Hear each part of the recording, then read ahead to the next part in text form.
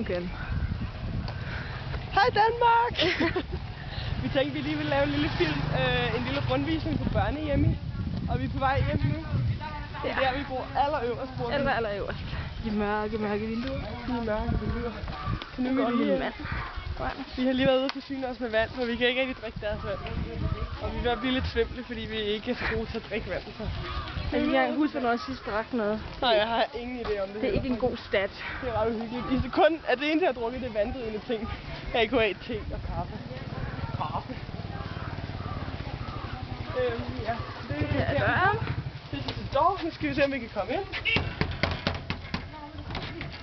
Det gik sgu nemt. Stærkt i dag.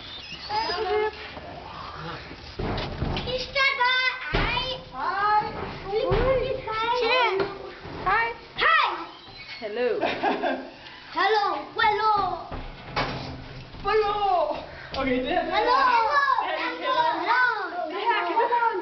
Der bor de to damer, som hjælper til i køkkenet, og deres 3 børn, som er dem her. Små Små unger. Små møgunger.